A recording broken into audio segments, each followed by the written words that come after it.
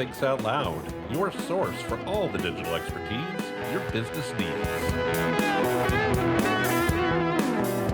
Well, hello again, everyone, and welcome back to Thinks Out Loud, your source for all the digital expertise your business needs.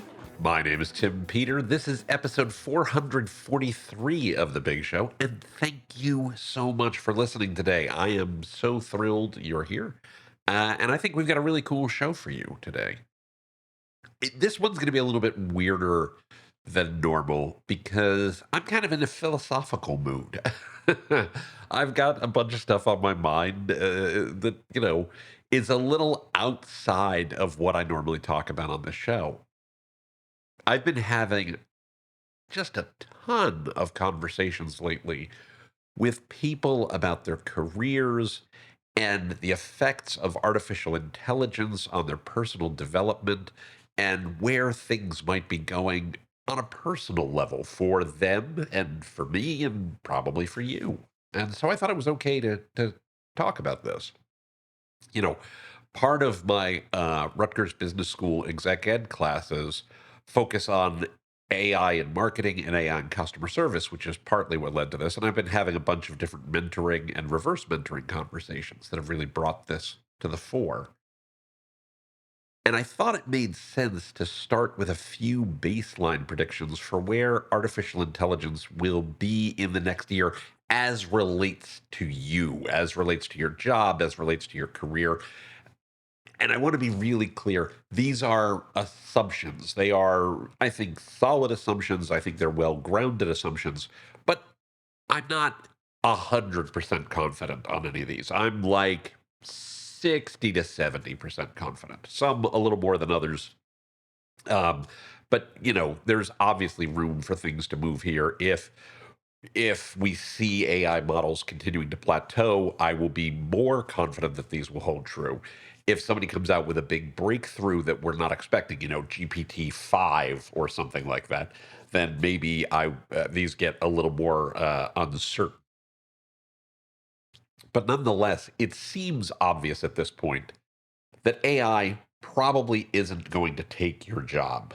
There are, of course, exceptions to this, but if you are listening to this show, if you're a marketing professional, if you're a content creator, if you're somebody who focuses on, connecting with customers using digital tools, your job isn't going away in the next year. No two ways about it. The current generation of tools simply exhibit too many hallucinations and too many inherent biases to completely replace most of the knowledge work that I run into regularly. Sure, obviously, lots of folks are already outsourcing a wide array of tasks within jobs. And some leaders are starting to ask, okay, can we use these tools to outsource specific jobs? That is absolutely happening. But most of the marketing and sales and business development roles that are common among the show's listeners are supported by AI, they're augmented by AI, and they probably will be for a while. They're not outright going to be replaced by artificial intelligence. Sure, that could change. I also suspect we're going to have some reasonable amount of heads up if that starts to happen. I'm paying some attention to various financial analyses that suggest we can do more with less and, handle losses by attrition. But the likelihood that your job's going to go away is pretty slim. I've been doing this kind of work for quite a while, and that approach of how do we do more with less and how do we, deal with loss by attrition, we shrink by attrition, let people migrate themselves out over time. That's not even remotely new. Folks have been doing that for a long, long time. I don't see why this time around is any different. We will absolutely see more artificial intelligence in people's lives. Uh, Almost certainly baked into existing tools more so than through the acquisition of lots of new tools. You're undoubtedly seeing that right now. I mean, when's the last time you had a conversation with a vendor of anything where they didn't bring up AI at some point in the discussion, right? I mean, that's just the way it works right now. Another thing that I think we can easily expect is we're undoubtedly going to see some AI backlash in the next 9 to 12 to 18 months. I'm already seeing this. I don't think this is much of a prediction. This is happening now. I'm not predicting the future. I'm broadcasting the present. CEOs and CFOs have been signing off on a huge number of pilot programs, a huge number of tests. Um, and they're starting to demonstrate impatience for results. The joke I keep hearing from senior executives right now is I've got more pilots than Delta.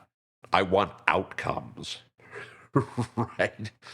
Um, that's just the reality of the world we live in. And, obviously there's a macro economy that we've got to think about. If you live in the United States, there's going to be a change in presidential administrations. Who all knows what happens there? I mean, that will certainly swing this in one direction or the other.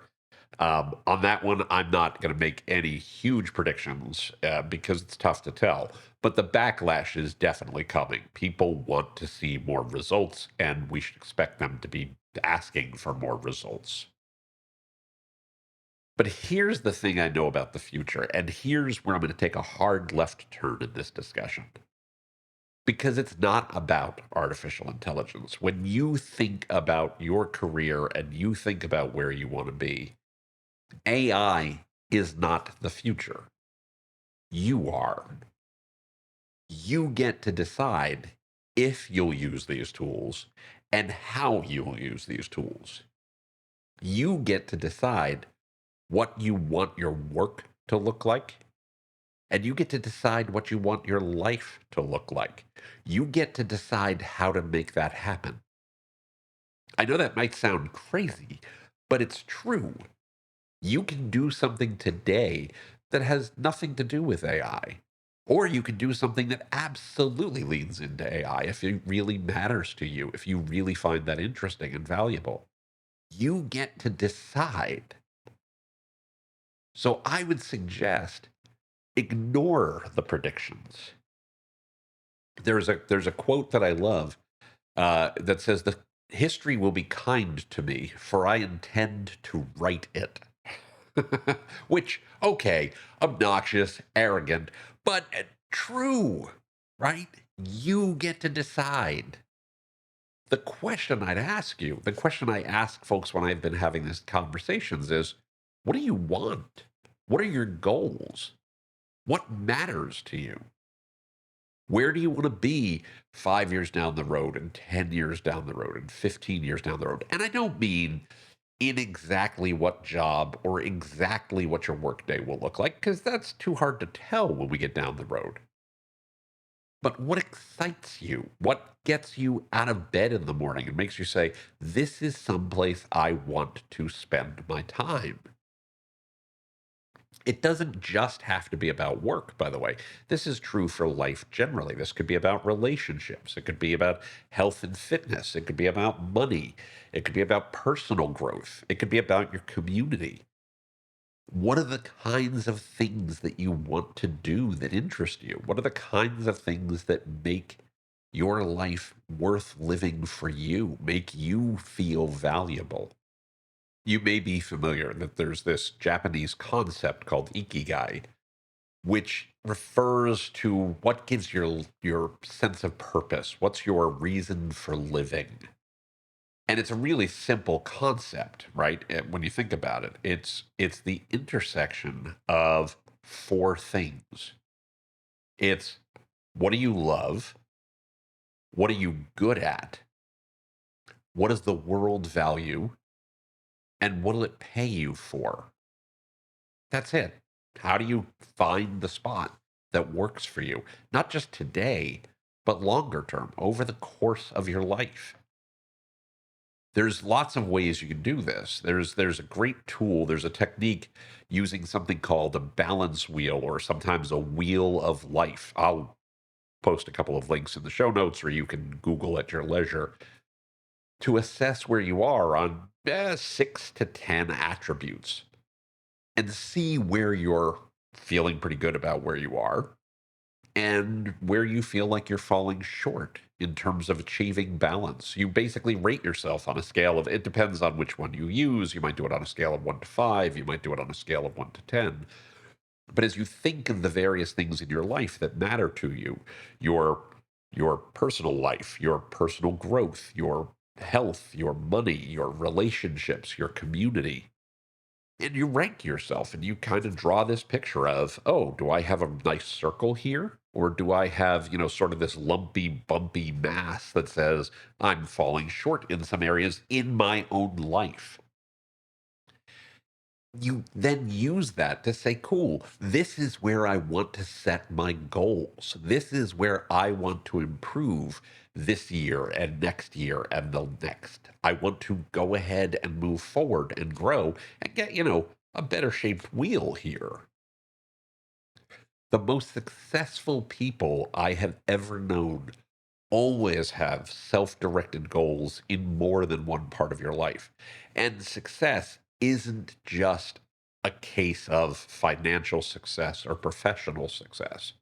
It means, where do you feel like you want to do well? It's thinking purposefully about what matters to you and then working towards it. What does the future you want look like? The future can't just be something that happens to you.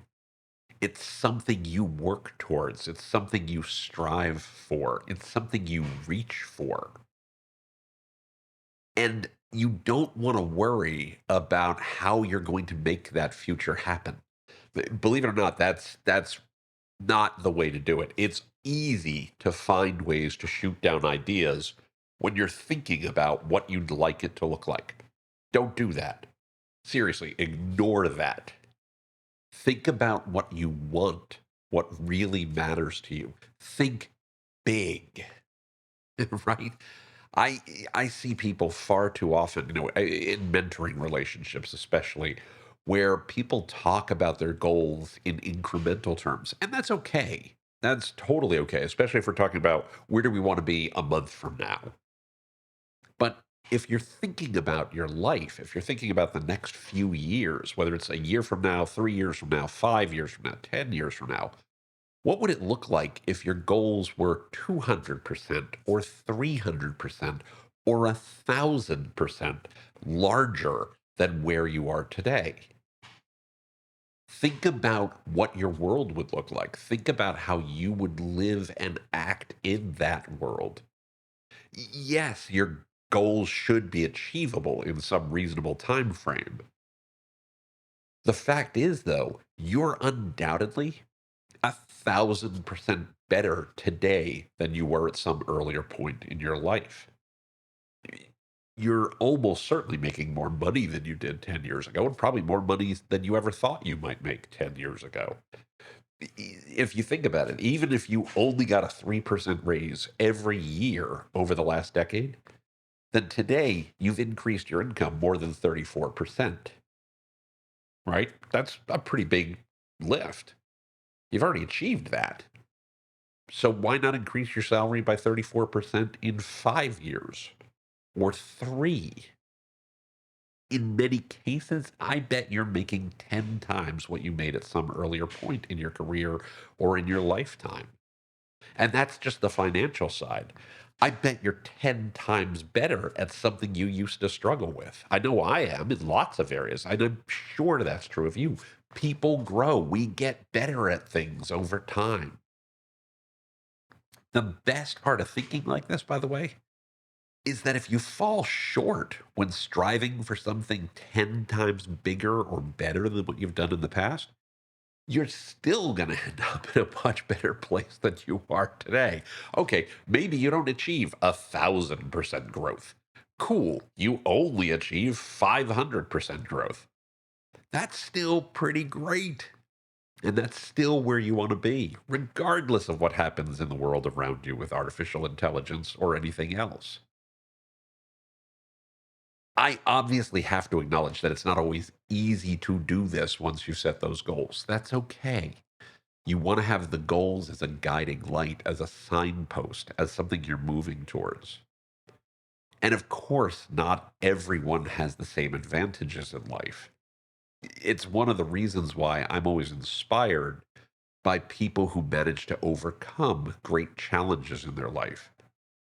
I was reading the other day about a woman who I've heard about many times over the years, and I find her to be one of the most inspirational figures ever. Was this woman named Madam C.J. Walker. Madam C.J. Walker was born 2 days before Christmas in 1867, so 157 years ago. She was a black woman and the first member of her family ever to be born outside of slavery in the United States. Right? So this is somebody who came from some serious challenges compared to many people. Over the course of her life, she developed, marketed, and sold a wide range of cosmetics and hair care products for black women in a very different environment, right? We're talking the early 1900s. And according to Wikipedia, this is a quote, she is recorded as the first female self made millionaire in America in the Guinness Book of World Records. The Guinness Book of World Records recognizes her as the first woman self made millionaire in America. That is genuinely remarkable. What's more remarkable to me is that she also built schools and training centers. Again, according to Wikipedia, in addition to training in sales and grooming, Walker showed other black women how to budget, build their own businesses, and encouraged them to be financially independent. Again, that's remarkable. She didn't just build her business, she helped thousands, possibly tens of thousands, of other women build successful businesses and successful lives. She's an icon. I mean, it's absolutely remarkable. And she did all of this as the child of formerly enslaved people. Imagine the world she worked in and lived in and day out. Now imagine all the possibilities that are out there. I am being dead serious. I could not be more serious about this when I say I'd rather live in a world when I'm competing with artificial intelligence, when I'm competing with a computer, than with the racism and sexism in the world that Madam C.J. Walker had to deal with every day. I've never experienced anything remotely like that. Bring on the robots, man. They do not scare me. And I would say they shouldn't scare you. Seriously, there are much bigger problems in the world for lots of people, and there have been much bigger problems in the world for lots of people in history than anything we're dealing with right now. Uh, I just don't see it as a huge issue in terms of how it's going to affect your day to day if you think about it from a certain perspective and if you work at it from a certain perspective. And the last thing that I want to say about this, the last thing that I want to focus on and really remind you is that, as the saying goes, it's a marathon, not a sprint. It's a long race. A boss of mine used to say that your professional life roughly lasts for 40 years. From roughly, if you think about it, you start your career more or less when you're 25, you end your career more or less when you're 65. So that's a 40-year period. And you can divide that into 4 10-year quarters. If you're listening to the show and you're 30 or younger, you've just barely started the first quarter of your working life. You have so much time ahead of you. So no matter where you are at the moment, if it feels like it's too hard or there's, too much change going on, you got a long way to go. You just take a breath and keep moving forward. You got a long, long way to go. If you're in your 30s, you haven't yet reached halftime of the game, right? You got, again, a ton of ways to go. If you're in your mid 40s, you still have another 20 years ahead of you, or roughly double your career to date. Think of everything you've done over that 20-year period and what you still can accomplish in the next 20 years. The best part is you can apply this to adulthood. You don't have to just think about this from a work perspective. That covers everything from about 15 to maybe 85. You could divide that into, 4/4 of 15 years of pop. Hold up there. The math doesn't work out. 15. It's 17 and a half years of pop. 4/4 of 17 years, 17 and a half years of pop. You get my point. My point is you got a lot of time in terms of that. Think of what you can accomplish during those periods. You got a ton of time ahead of you and an immense amount of time to become anything you want to be, whomever you want to be, multiple times over, in fact. Don't let one day or one year or one decade define you. Keep moving, keep growing, keep learning. The only direction is forward. The best thing about our lives is that we're time travelers. We move forward one day at a time every day. We move forward one year at a time every year. You can't go back. You get to go forward. I turned 56 this week, and I'm about to add published nonfiction author to my bio for the first time ever. I also have plans to finish a novel probably by early 2026 to boot, just because I want to, because it's an itch I want to scratch. It's something I want to do. Who knows what else I'm going to do in the fourth quarter of my career and the next 25 to 35 years of my life? I am as excited for this as anything I've ever done. So when I sum all this up, am I worried about AI? Not really. I'm not. I think about it. I recognize that the world will undoubtedly change and probably dramatically in the next decade, whether AI is the cause or something else is that we haven't even seen yet. And I keep learning and I keep preparing and I keep planning in case things change quickly. I can't necessarily predict everything that's going to happen, but I can make plans to be ready to adapt to things that I haven't thought about yet. There's the old quote you've probably heard: plans are useless. Planning is essential. I also keep learning about the people around me and what they need and how I can help them. I use AI as a tool too to help me learn and grow, not just about artificial intelligence and the internet and digital, but about a whole host of topics. Yeah, you should absolutely read. You should absolutely check out Ethan Mollick's book, Co-Intelligence: Living and Working with AI. In particular, check out Chapter 7, AI as a Tutor, and Chapter 8, AI as a Coach, for more on how you can use AI to learn and grow. Just remember, though, that there is so much possibility in the world. Connect with customers and with people and with their humanity. Let the machines be the machines. Be a good human. Learn what people need and how you can help them achieve it. Enjoy where you are as best as you can every day. Life is hard. Trouble will find you on its own. You don't need to go looking for it. Enjoy the moment you're in as best as you can. Build strong relationships with the people who love you and people you love. Make the best choices you can with the information you have available to yourself. And then the rest will take care of itself mostly.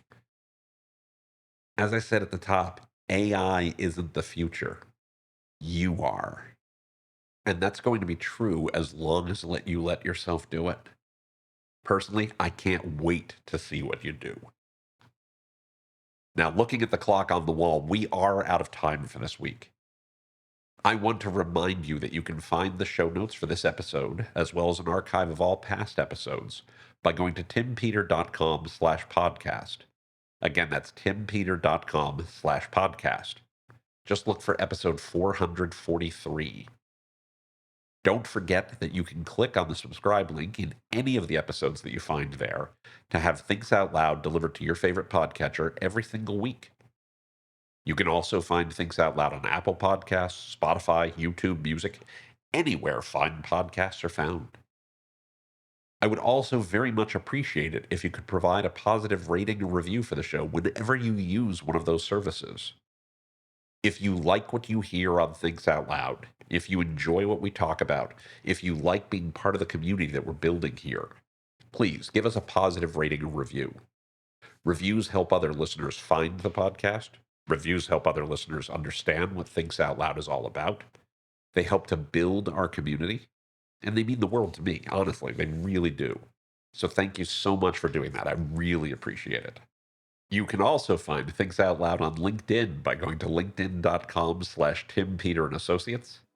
And of course, you can email me by sending an email to podcast@timpeter.com. Again, that's podcast@timpeter.com. Finally, and I know I say this a lot, I say it every week, but I want you to know that I am genuinely thrilled that you keep listening to what we do here. It means so much to me.